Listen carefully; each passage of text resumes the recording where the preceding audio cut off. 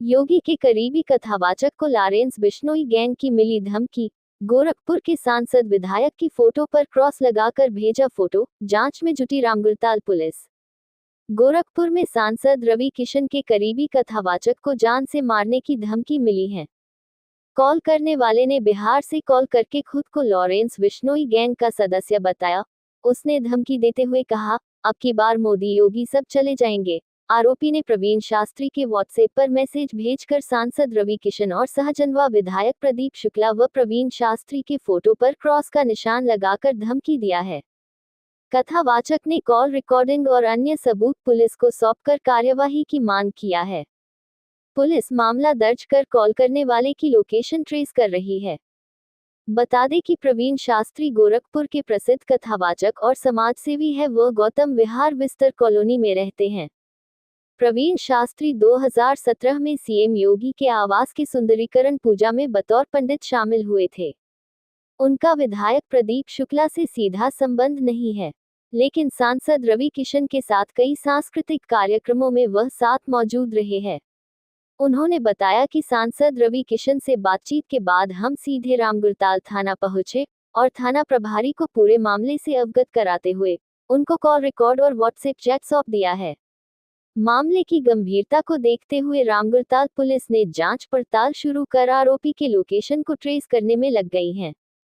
पता है ये यूपी है। यहाँ किसी को गाली दोगे ना तो यहाँ का प्रशासन बहुत टाइट है। अबे टाइट है, चाहे लहसन भी है तो क्या करेगा वो? अच्छा, टाइट है, क्या करेगा वो बताओ? तो ऐसे फोन करके गाली दोगे? तो तुमको हम फोन किए हैं? कौन किया है? हाँ तो फोन तो किए हैं, आपके पास गाली भी दे रहा है। बोलो और क्या करोगे तुम? अच्छा, बोलो और बताओ क्या करोगे तुम? बताओ। कौन बोला है तुमको बोलने के लिए कि फोन करके गाली दो, फोन करके बोलो कि ये है वो है वो?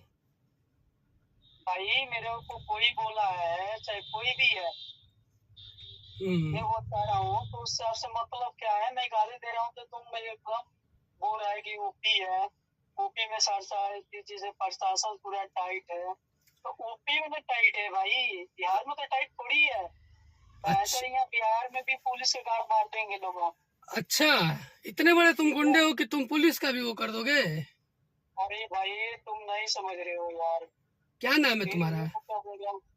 नाम से तुमको क्या मतलब है? नहीं बताओ तो हम जाने कि कितने बड़े गुंडे हो, कितने बड़े माफिया हो, कि कह रहे हो कि पुलिस भी तुम्हारा कुछ नहीं कर पाएगी।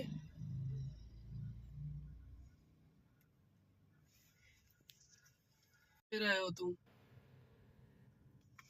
धमकी अभी दे रहे हैं भाई। अभी टेलर चल रहा है, फिल्म पूरा बाकी है। अच्छा, जैसे टेलर फिल्म का फर्स्ट शो होता है ना, वैसा हमारे भी है। अरे वाह, वैसे ही शो अगर उसका बाद दिखाते हैं तो डर के रहना पड़ेगा हमको, नहीं? अब तुमको डर के तो रहना पड़ेगा भाई। अच्छा, लेकिन हम लोग डर के नहीं रहते। हम लोग यूपी में, हम लोग को शासन पे, प्रशासन पे बहुत भरोसा है। ठीक है, तुम्हारा प्रशासन में भरोसा है? हाँ, कुछ नहीं हो पाएगा इस बार। यहाँ हम लोग बहुत सारे गढ़ दिया है तो पूछे थे मोदी मोदी सब गया। अच्छा। तुम तो एक बात बताएं, किस तरह से फोन आया था, कब आया था आपके पास? 4 तारीख की रात्रि को हम आ रहे थे। एक वृद्धाश्रम में कार्यक्रम था देवरिया में, वहीं से वापस आ रहे थे। लगभग 11:15 बजे के आसपास हम फ़ोन उठाए। फ़ोन उठाते ही धमकी आने लगा। धमकी में जिक्र था कि माननीय सांसद जी के साथ आप लोग रहते हैं। हम लोग जब भी वो गोरखपुर आते हैं तो हम लोग आना जाना, कोई किसी का समर्थन करता है तो साथ रह के कोशिश करता है कि साथ ही रहे। फिर बोला कि उसमें जिक्र किया कि खेसारी लाल जी के बारे में ऐसा क्यों बोले, हम लोग आने नहीं देंगे बिहार। तो मुझे लगता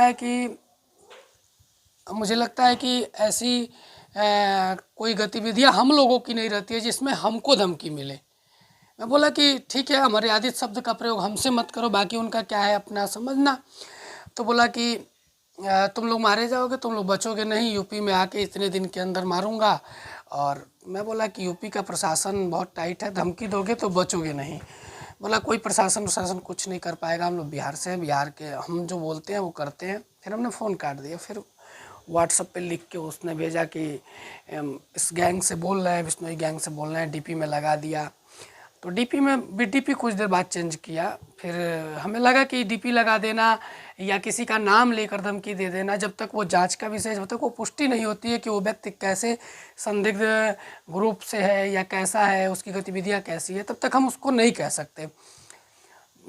फिर हमने सांसद जी को सारा भेज दिया था। बोले कि कंप्लेन आप पुलिस स्टेशन कर दीजिए। कंप्लेन करने के बाद अगले दिन फिर हम मिले एसओ साहब से, और निकल के जैसे ही बाहर गेट पे आए, फिर आया उसका कि कंप्लेन क्यों किए हो, कंप्लेन किए हो तो क्या लगता है कि तुमको पुलिस बचा लेगी, अब तो तुम गए, अब तुम बचा लेना अपने आप को, नहीं बच पाओगे, कब तक तो कोई तुम्हारी सुरक्षा करेगा। फिलहाल इस बात को हमने प्रशासन के संज्ञान में दिया है। मुकदमा दर्ज हुआ है? अब हमने लिखित में एक तहरीर दी है, मुझे एक रसीद मिला है। कोई मांग करते हैं? आगे प्रशासन अब मांग, अब हम क्या इस मामले में क्या बोले, मांग अपने हम अगर करते हैं तो लोग कहेंगे कि इसी के लिए ये सब बात बन रही है, लेकिन जो चीज़ें हैं सामने हैं, जिसको जो धमकी मिलती है, जिसको धमकाया जाता है, जिसके ऊपर रिस्क लगता है, वही उस रास्ते से गुजरता है, तो वही अपनी परेशानी को समझता है। मैं निवेदन करूंगा प्रशासन से, इसके पहले भी पूर्व में 2-2.5 साल पहले मिल चुका है धमकी, तो प्रशासन को जैसा समझ में आए जांच के बाद न्यायोचित वो अपना कार्रवाई। क्या नाम है आपका? प्रवीण शास्त्री। कहाँ रहते हैं आप? तारामंडल गौतम विहार विस्तार। उसी समय वहाँ भी हम थे, अब तो हम थोड़ा सा जगह को चेंज वहाँ कर, का थाना? वहाँ का थाना वो रामगढ़ था।